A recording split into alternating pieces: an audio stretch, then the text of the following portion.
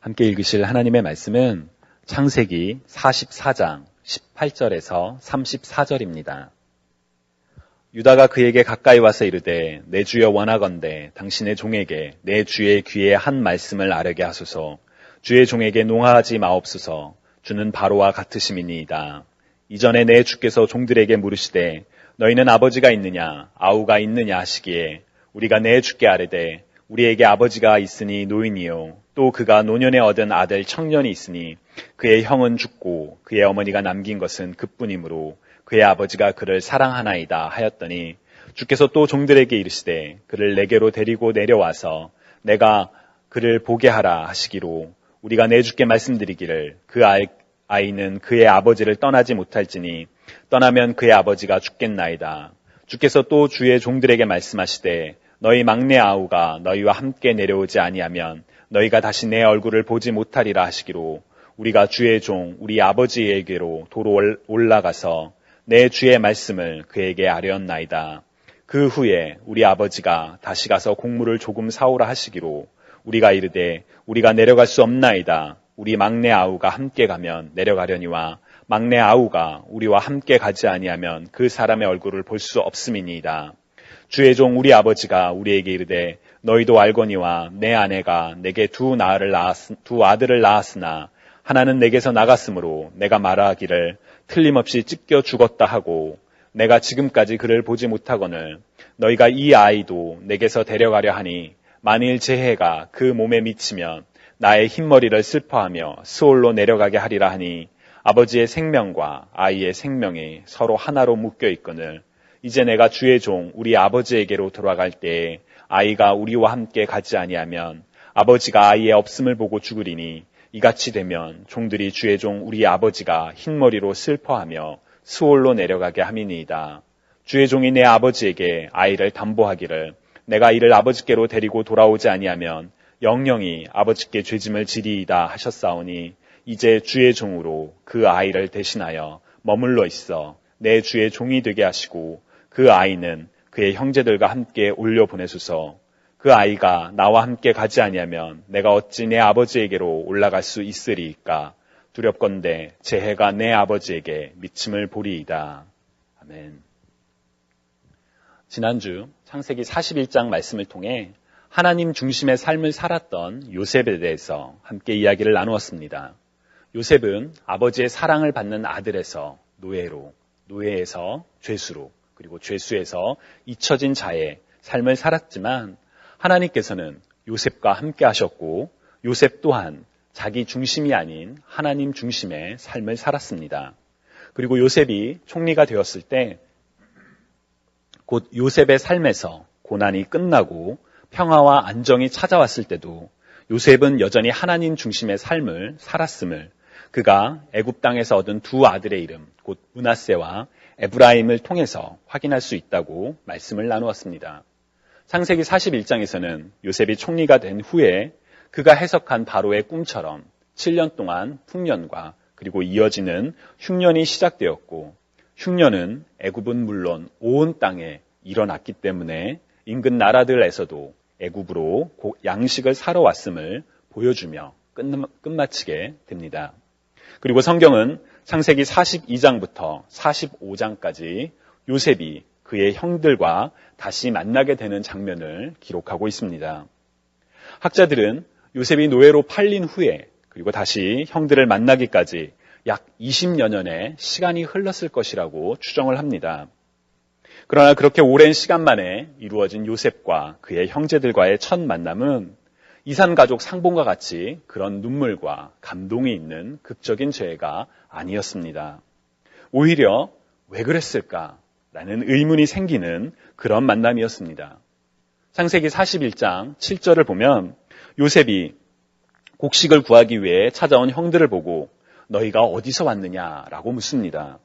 가나안에서 곡물을 사려고 왔다는 말에 요셉은 너희는 정탐꾼들이라 이 나라의 틈을 엿보러 왔다라고 의혹을 제기합니다. 형들이었음을 분명히 알면서도 그들을 의심하는 질문을 하고 심지어 그들을 3일 동안 감옥에 가두기도 합니다.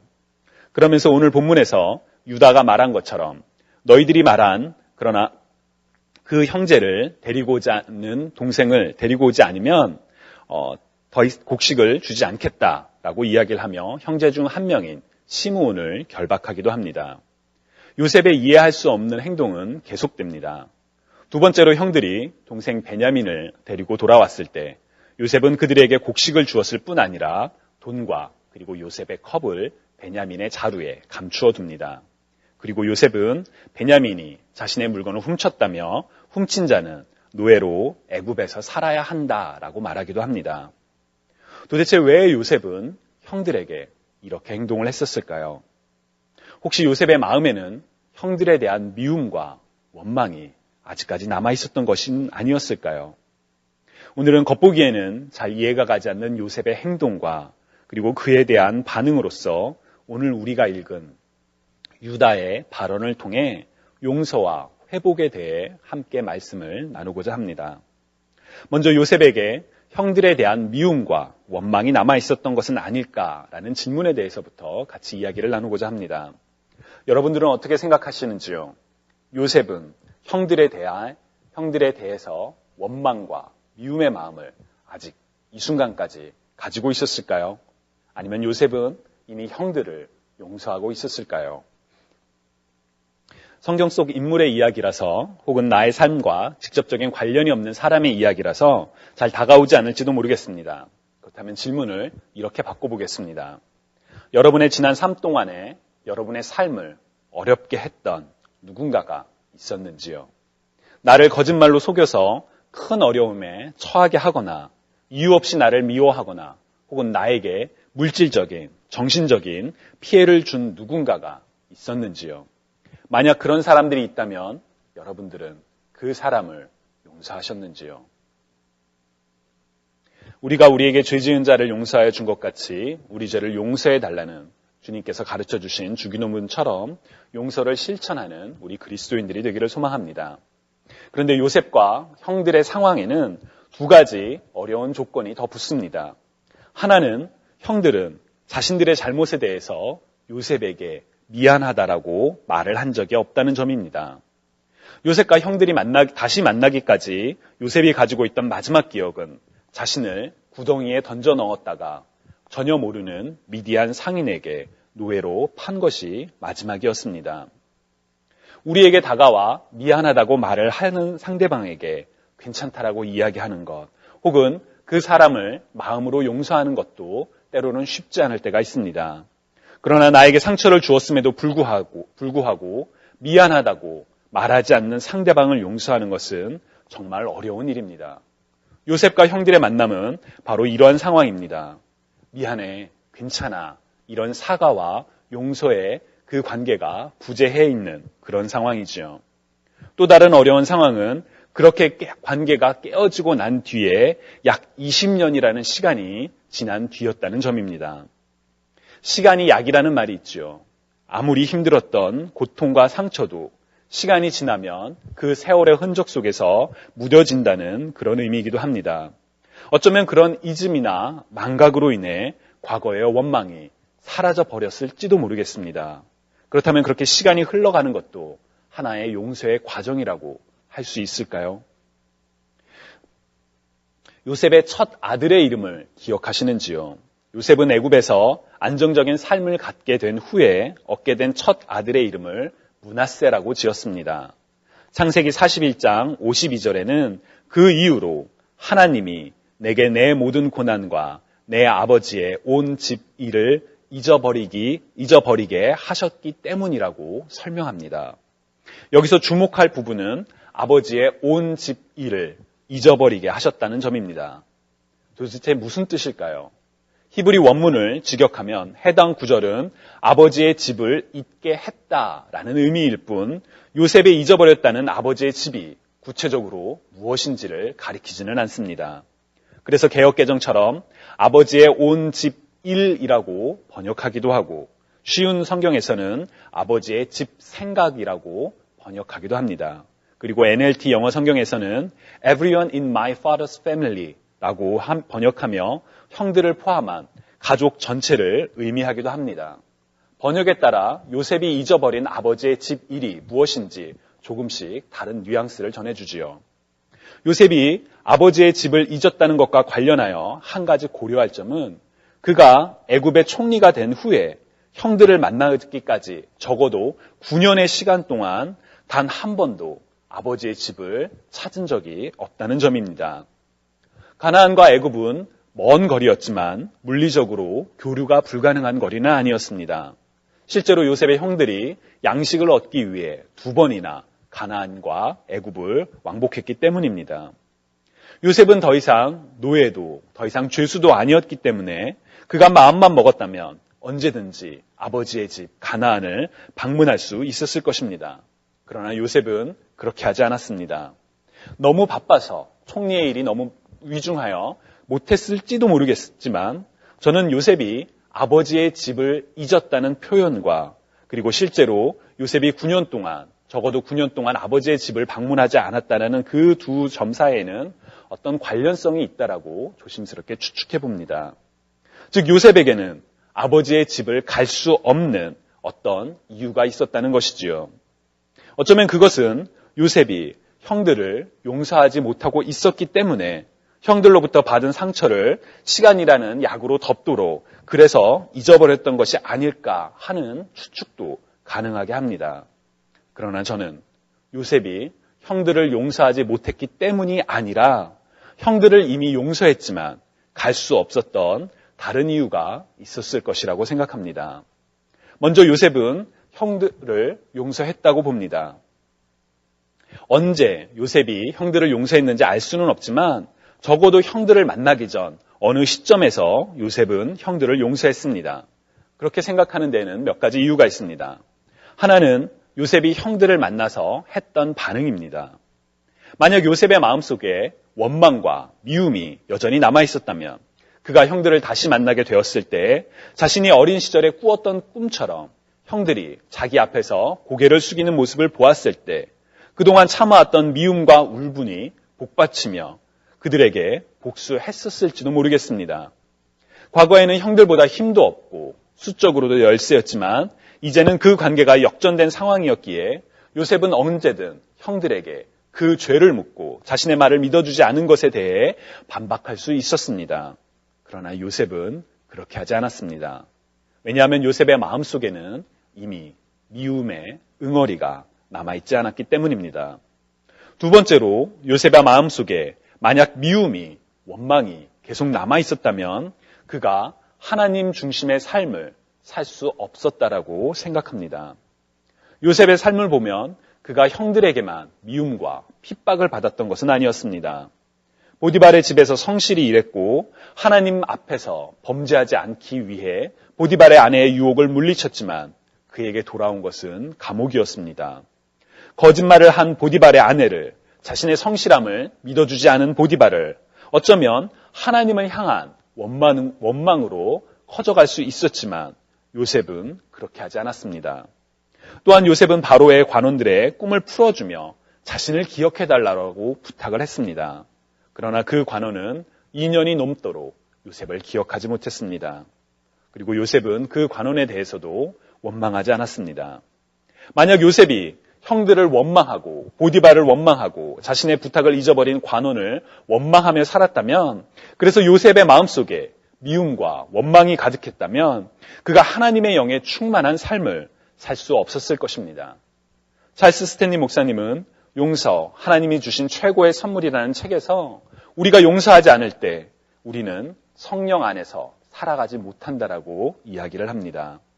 상처를 입은 채로는 기쁘거나 평화를 누릴 수 없으며 육체를 따라 분쟁과 분노와 시기의 삶을 살아가기 때문이라고 그래서 우리에게는 용서가 필요하다고 스탠리 목사님은 강조합니다.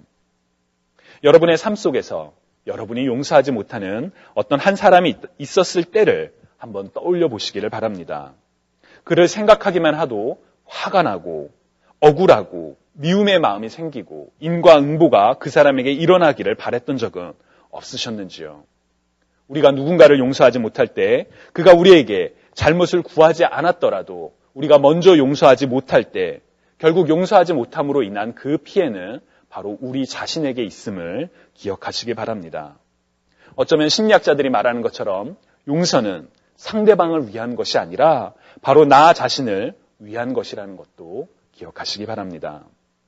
요셉의 경우에도 그가 하나님 중심의 삶을 살았다는 것은 요셉이 자신의 형들을 포함하여 자신의 삶을 어렵게 했던 이들을 어느 순간 용서했기 때문에 가능한 일이라고 믿습니다. 그렇기 때문에 요셉이 형들을 만났을 때에는 이미 형들을 용서하고 난 뒤라고 저는 생각합니다. 그렇다면 요셉이 형들을 이미 용서했다고 가정했을 때 두 가지 모순점이 생깁니다. 하나는 아까도 말씀드린 것처럼 왜 요셉이 9년 동안 가족을 찾아가지 않았냐는 점입니다. 그리고 다른 하나는 왜 요셉이 자신을 찾아온 형들에게 자신이 누구인지를 먼저 밝히지 않고 그리고 그들을 스파이라고 의심하며 감옥에 가두었다가 선물을 주었다가 다시 뺏는 그런 행동들을 했었는지입니다. 왜 그랬을까요? 여러분들은 그 이유가 무엇이라고 생각하시는지요? 저는 요셉의 이러한 행동을 이해하기 위해서는 한 가지 전제가 필요하다라고 봅니다. 그것은 용서와 회복은 다르다는 점입니다. 용서의 사전적 정의는 지은 죄나 잘못한 일에 대하여 꾸짖거나 벌하지 않고 너그럽게 보아주는 일입니다. 즉, 더 이상 죄를 묻지 않는 것이 바로 용서입니다. 그렇다면 용서를 했다고 해서 바로 관계의 회복도 화해도 이루어지게 될까요? 아니요, 저는 그렇지 않다고 생각합니다. 용서와 회복은 밀접한 관련이 있지만 조금 차이가 있기 때문입니다. 특히나 요셉이 했던 용서는 상대방이 잘못을 뉘우치지 않건에 상관없이 그들을 용서한 것이기 때문에 더더욱 용서와 동시에 자동적으로 관계가 회복될 수는 없다고 봅니다. 예를 들어 폭력으로 나에게 준 누군가를 비록 그가 그의 잘못을 뉘우치지 않았더라도 내가 먼저 용서하는 상황을 한번 가정해 보시기 바랍니다. 나는 그를 용서했지만 그는 언제 다시 나에게 폭력을 행할지도 모릅니다. 왜냐하면 그 사람은 그 사람의 잘못을 돌이키지 않았기 때문이지요. 결국 용서는 했어도 관계는 서먹한 상태로 혹은 회복되지 않은 채로 남아있을 수 있습니다. 이스라엘에 가면 야드 바셈이라는 홀로코스트 박물관이 있다고 합니다. 히브리어 야드는 기억하다라는 뜻이고 바셈은 이름이라는 뜻입니다. 즉 박물관의 이름이 이름을 기억하라는 뜻이지요. 이 박물관에는 forgive but never forget 이라는 단어가 있다고 합니다. 용서하라 그러나 잊지는 마라 라는 뜻이지요. 어떤 사람들은 과거를 기억하는 용서는 진정한 용서가 아니라고 이야기를 하기도 합니다. 그러나 용서라는 이름으로 관계의 회복 혹은 화해를 강요한다면 그것은 또한 또 다른 폭력일 수도 있습니다. 스티븐 체리 신부님은 용서라는 고통이라는 책에서 이렇게 이야기를 합니다. 용서는 화해와 다르다. 만일 내게 상처를 준 사람을 용서하면 그 사람과 다시 예전처럼 지내야만 한다는 생각에 용서를 두려워할지 모른다. 하지만 이는 전혀 사실이 아니다. 그것은 마치 시간을 거꾸로 되돌린다는 말과 똑같다. 용서는 새로운 새로운 관계로 나아가는 새로운 방법이다. 용서는 상처와 피해를 묵과하지 않는다. 폭력과 죽음을 외면하지 않는다. 잔인한 진실을 더 넓은 목적과 현실이라는 맥락 안에서 숙고한다. 상처를 잊는 것이 아니라 상처의 기억이 남은 삶을 지배하지 않도록 하는 것이 바로 용서다라고 이야기를 합니다. 즉 우리가 화해를 위해서는 관계의 회복을 위해서는 용서는 전제 조건이 되지만 용서를 했다고 하여 필연적으로 화해를 즉 관계의 회복이 이루어지는 것은 아니라는 점입니다. 저는 요셉이 아버지의 집을 잊었다라는 그 의미와 요셉이 약 9년 동안 아버지의 집을 찾지 않은 이유 그리고 형들과의 재회 속에서 선뜻 형들에게 다가가지 못했던 이유가 바로 여기에 있다고 봅니다. 요셉의 마음속에서 형들에 대한 미움과 원망은 사라졌지만 자신을 팔았던 형들과의 그 어려운 관계가 반복될까 봐 주저하는 마음 그래서 아버지의 집을 찾아가지 못하고 그래서 형들을 다시 만나게 된 그 순간에도 선뜻 형들에게 다가가지 못했던 것은 아닐까라는 생각이 듭니다. 용서는 했지만 아직 그들 사이에는 진정한 화해는 관계의 회복은 이루어지지 않았기 때문이지요. 오늘 우리가 읽은 본문은 용서에서 화해로 넘어가는 그 과정을 보여주는 본문입니다. 오늘 본문에서 유다는 자신의 생명보다 아버지를 더 걱정합니다. 33절을 보면 이제 주의 종으로 그 아이를 대신하여 머물러 있어 내 주의 종이 되게 하시고 그 아이는 그의 형제들과 함께 올려 보내소서라고 이야기를 합니다. 자신의 생명보다 자신의 아버지의 생명을 더 걱정하고 그리고 동생을 대신하여 자기가 스스로 남아서 종이 되겠다라고 이야기를 합니다. 창세기 37장에서 유다는 형제들에게 요셉을 노예로 팔자고 제안했던 인물이었습니다. 단순히 자기 만족 혹은 이득을 위하여 동생을 꺼리낌 없이 팔았던 그가 이제는 다른 이유를 위하여, 가족을 위하여 자신의 삶을 포기하고 있는 것입니다. 그리고 바로 이런 유다의 모습을 본 요셉은 더 이상 자신의 감정을 억제하지 못하고 울며 형들에게 자신이 요셉이라고 이야기하는 장면이 바로 창세기 45장에 기록되어 있습니다. 용서는 했지만 과거의 상처로 인한 두려움으로 인해 다가가지 못하다가 변한 형들의 모습을 보며 더 이상 참을 수 없어서 울면서 자신의 정체를 드러내게 된 것이지요. 저는 바로 이 유다의 고백이 요셉과 형들의 무너진 관계를 회복시키는 디딤돌 중에 하나가 되었다라고 봅니다. 용서를 넘어 진정한 관계의 회복을 위해서는 이처럼 변화된 모습이 필요합니다. 용서와 그리고 회복으로 이어지는 이러한 관계는 사람과 사람 사이에서 뿐만 아니라 하나님과 우리의 관계에서도 드러난다라고 믿습니다. 하나님께서는 우리의 죄를 용서해 주셨습니다. 하나님께서는 우리가 아직 죄인으로 머물러 있을 때, 죄인 되었을 때에 예수 그리스도를 보내사 우리의 죄를 용서해 주셨습니다. 우리의 행위와 상관없이 용서가 선포된 것입니다. 예수 그리스도의 십자가로 말미암아 용서의 길이, 구원의 길이 열린 것이지요. 그러나 그 용서를 경험하기 위해서는, 그 용서의 은혜를 누리기 위해서는 예수 그리스도를 우리 주로 고백하는 변화가 필요합니다. 이전에는 나 중심의 삶을 살았지만 이제는 예수 그리스도가 우리의 주인 되심을 인정하는 변화가 필요한 것이지요. 즉 불순종과 불신으로 말미암아 깨어졌던 하나님과 우리의 관계가 회복되기 위해서는 하나님께서 우리에게 주신 자유의지를 통해 예수 그리스도의 주인 되심을 선포하며 예수 그리스도를 따라 살아가는 변화가 필요한 것입니다. 이전의 죄의 길에서 돌이켜 하나님과 가까워지기 위하여 말씀을 사모하며 기도의 생활에 힘쓰며 공동체 안에서 지체들과 함께 하나님을 예배하고 교제하며 살아가는 것, 그것이 우리에게 주어진 용서가 진정한 관계의 회복, 꼭 하나님과의 인격적인 만남의 교제의 영역에 나아가는 길입니다. 주님이 사랑하시는 여러분, 지금까지 살펴본 것처럼 요셉과 형제들의 만남에는 용서와 회복이라는 메시지가 담겨 있습니다. 먼저 우리가 하나님으로부터 값없이 용서를 받았던 것처럼 다른 이를 용서하는 저와 여러분이 되시기를 소망합니다. 우리는 용서의 조건을 내세울 때도 있습니다. 아직 저 사람이 나에게 미안했다고 말하지 않았습니다. 내가 받은 피해가 너무 크기에 나는 도저히 그냥 용서할 수 없습니다. 라는 생각이 드실 때가 있을지도 모르겠습니다. 그러나 골로새서 3장 13절에서 바울은 누가 누구에게 불평한 일이 있더라도 서로 용납하여 주고 서로 용서하여 주십시오. 주님께서 여러분을 용서하신 것과 같이 여러분도 서로 용서하십시오. 라고 권면합니다. 무엇보다 예수님께서 우리에게 주신 새 계명은 내가 너희를 사랑한 것 같이 너희도 서로 사랑하라입니다. 주님의 말씀을 따라 사랑하며 용서하는 삶을 살아가는 저와 여러분이 되시기를 주님의 이름으로 간절히 축원합니다. 두 번째로 용서를 넘어 진정한 관계의 회복을 경험하는 저와 여러분이 되시기를 소망합니다. 용서를 받았더라도 용서를 했더라도 진정한 관계의 회복을 위해서는 마땅히 해야 할 일이 있음을, 변화가 필요하다는 것을 기억하시기 바랍니다.